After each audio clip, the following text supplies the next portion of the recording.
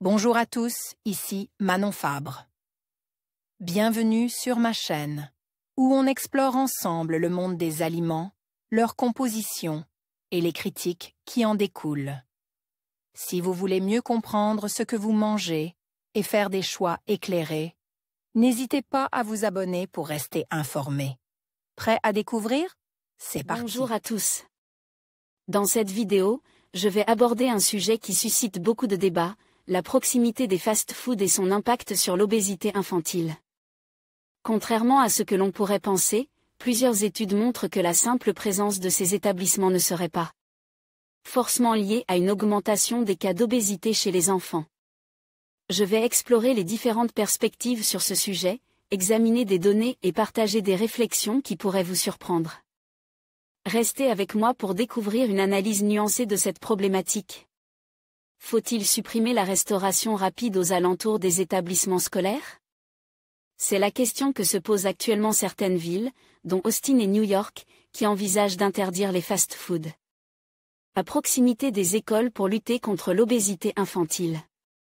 Nombreux sont les experts de santé qui s'inquiètent depuis des années, et ce à travers le monde, de l'impact de la restauration rapide sur les habitudes alimentaires des plus jeunes. Tandis que plusieurs études ont déjà montré une corrélation entre fast-food et obésité, une nouvelle enquête rapporte que la disponibilité de ces restaurants sur le trajet entre le domicile et l'école n'aurait pas d'influence sur le poids des enfants. Les chercheurs se sont intéressés à l'exposition des enfants à la restauration rapide sur leur trajet domicile-école, et sur son impact sur l'indice de masse corporelle, IMC. Ils se sont plus particulièrement penchés sur les changements observés dans cette exposition lorsque les enfants progressent dans le système scolaire, passant de l'école primaire au collège, ou encore du collège au lycée. Ils ont pour cela utilisé l'IMC d'élèves de l'Arkansas, recueilli entre 2004 et 2010, ainsi que l'adresse de leur domicile et de leur école. Dans un second temps, les scientifiques ont identifié les établissements de restauration rapide sur le trajet de l'école des participants, dont les McDonald's, les Burger King, les Dairy Queen, les pizzerias à emporter, les Taco Bell, les Subway, les Quiznos, les KFC, ou encore les Chick-fil-A. Ils ont ensuite mesuré l'impact des changements à cette exposition lors de la progression des élèves vers des établissements supérieurs. À voir aussi article équilibre alimentaire, fast food nation actualité obésité infantile et malbouffe, l'UFC que choisir lance une pétition PAP d'associations significatives publiée dans le journal Q-Open. Ces travaux montrent dans un premier temps que plus des 2/3 de l'échantillon, 69,6%, n'avaient aucune exposition à la restauration rapide à moins de 800 mètres de leur domicile, et que 45,2% avaient au moins un fast-food situé à moins de 800 mètres de leur école. Les chercheurs expliquent également que les changements d'exposition à la restauration rapide n'avaient pas d'impact sur l'IMC des participants.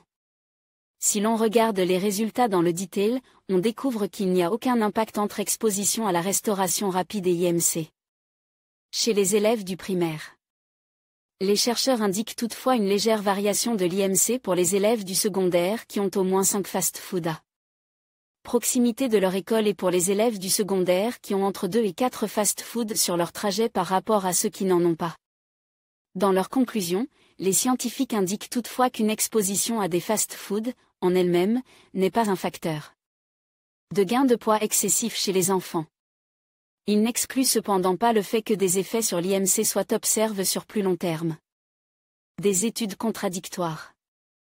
Nombreuses sont les études qui ont jusqu'alors pointé du doigt la présence de fast-food à proximité des établissements scolaires aux États-Unis, poussant justement certaines villes à prendre des mesures pour remplacer la restauration rapide par des établissements proposant une alimentation plus saine.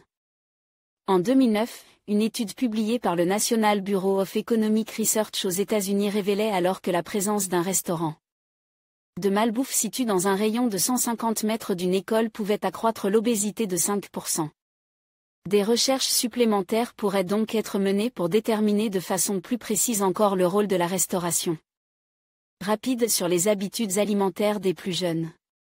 En conclusion, bien que la proximité des fast-foods puisse sembler être un facteur évident dans l'augmentation de l'obésité infantile, les recherches montrent que ce lien n'est pas aussi direct qu'on pourrait le penser. D'autres éléments, tels que les habitudes alimentaires, l'activité physique et l'éducation nutritionnelle, jouent un rôle tout aussi crucial.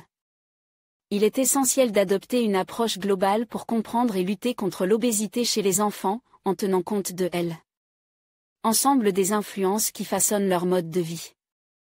La sensibilisation et l'éducation restent des outils clés pour promouvoir des choix alimentaires sains, indépendamment de la proximité des chaînes de restauration rapide.